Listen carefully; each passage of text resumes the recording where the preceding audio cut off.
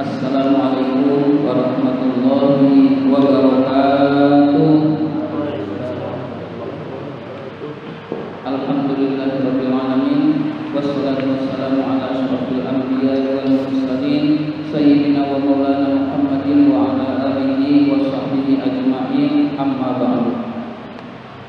Alhamdulillah, kita sudah membaca tahlil, membaca surat Yasin dan berdoa kepada Allah Subhanahu wa taala. Mudah-mudahan hati kita menjadi tenang, doa-doa kita dikabulkan oleh Allah Subhanahu wa taala. Selanjutnya marilah kita lanjutkan pelajaran kita. Sekarang halaman 5.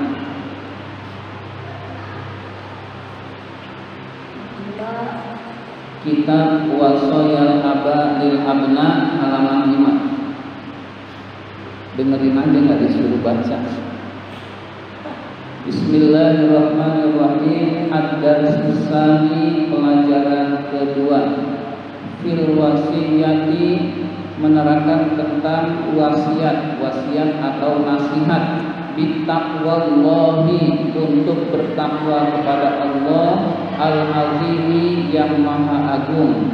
Jadi bab ini, pelajaran ini tentang bertakwa kepada Allah Subhanahu wa taala. Pesan untuk kita selalu bertakwa kepada Allah Subhanahu wa taala.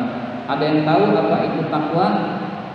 Takwa adalah menjalankan perintah-perintah Allah dan menjauhi larangan-larangan Allah. Itu namanya takwa. Jadi kita hendaklah selalu melaksanakan perintah-perintah Allah. Apa saja perintah Allah kita jalankan, terutama yang wajib. Apa saja larangan Allah kita jauhi, apalagi yang haram. Yang haram lebih kita jauhi lagi. Yang makruh juga kita jauhi, hadirin sekalian.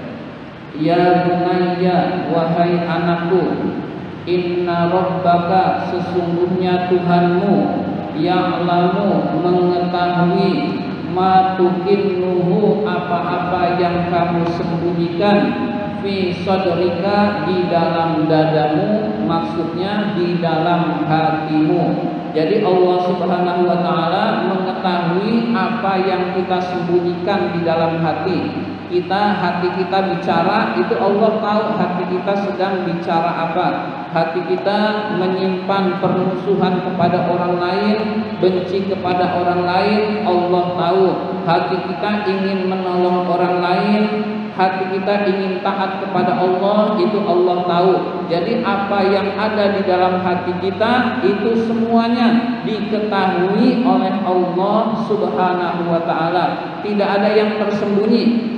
Kalau manusia itu taunya kalau sudah diucapkan. Kita mengucapkan sesuatu, nah kita tahu.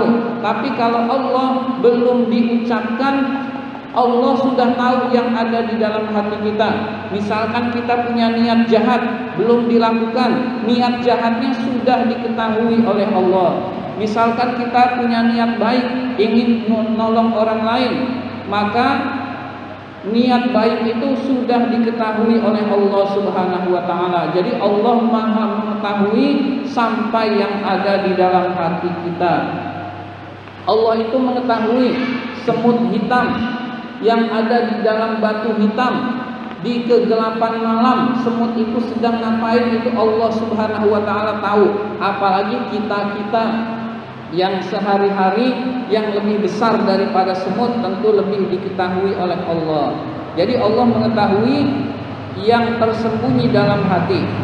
Wa ma tu'linuhu, dan apa-apa yang kamu nyatakan, yang kamu utarakan, bilisanika, dengan lisanmu, dengan lidahmu. Jadi yang tersembunyi Allah tahu, yang dinyatakan oleh kita Allah juga mengetahui. Wa muttali'un, dan mengetahui, ala jami'i a'malika, atas semua perbuatan-perbuatanmu. Enggak ada orang, kita bermaksiat Allah tahu. Kita sendirian di kamar sedang apa, Allah Subhanahu wa taala tahu. orang tua mungkin nggak tahu, guru mungkin nggak tahu, polisi mungkin nggak tahu, tetapi Allah Subhanahu wa Ta'ala mengetahui seluruh perbuatan kita. Kita di jalanan, Allah melihat. Kita di rumah, Allah melihat. Kita di dalam kamar, Allah melihat. Kita di kegelapan malam, Allah melihat. Kita di terangnya siang, Allah Maha melihat. Jadi nggak ada yang tersembunyi bagi Allah. Kalau guru itu terbatas, di sekolah diawasin guru. Kalau lagi sekolah normal, kalau PJJ ya nggak diawasi. Di tempat lain diawasi oleh orang tua. Tapi kalau sendiri kita tidak diawasi orang, tidak diawasi guru, tetapi diawasi selalu oleh Allah Subhanahu wa Ta'ala. Di mana saja Allah Maha melihat. Fattaqillaha, maka bertakwalah kepada Allah. Maka perintah Allah laksanakan meskipun tidak ada orang. Maka perintah Allah, larangan Allah tinggalkan meskipun tidak ada yang melihat, karena Allah selalu melihat kita. Ya bunayya, wahai anakku, wahdar, waspadalah, ayyaraka, Allah melihat engkau, ala halatin, atas keadaan, la turdihi, yang tidak diridhoi oleh Allah. Jadi waspadalah, jangan sampai kita melakukan sesuatu yang tidak Allah ridhoi. Kalau Allah tidak ridho, biasanya kita akan celaka. Kita bermaksiat kepada Allah, biasanya tertimpa musibah. Maka usahakan selalu taat pada Allah.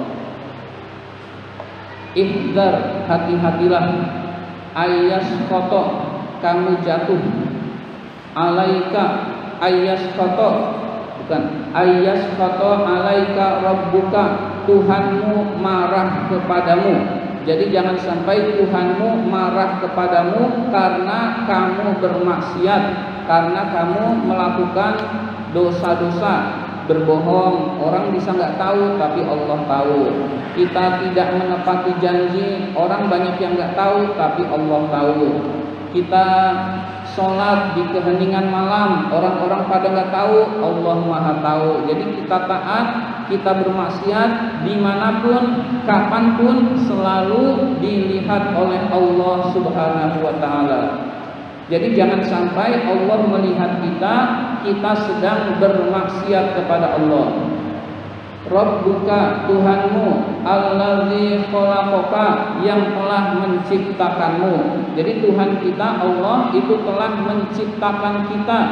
menciptakan kita, wa razaqaka, memberikan rezeki kepada kita, wa wahabakal akhlaq, menganugerahkan akal kepadamu, allazi tatasarrafu bihi fi syu'unika, yang kau pergunakan untuk mengurus urusan-urusanmu. Jadi dengan akal Allah Subhanahu wa Ta'ala ciptakan akal agar kita bisa mengurus urusan-urusan kita. Kita bisa berpikir lantaran Allah Subhanahu wa Ta'ala menciptakan akal. Jadi kesimpulannya adalah hendaklah kita selalu taat pada Allah. Yang Allah perintah laksanakan, yang Allah larang jauhi, baik ada orang maupun tidak ada orang, baik sendiri maupun banyak orang. Dimanapun kita berada, kapanpun kita berada, kita selalu taat pada Allah Subhanahu wa Ta'ala. Ini saja yang dapat saya sampaikan. Terima kasih atas perhatian. Mohon maaf apabila ada kata-kata yang kurang berkenan. Wabillahi taufiq wal hidayah. Wassalamualaikum warahmatullahi wabarakatuh.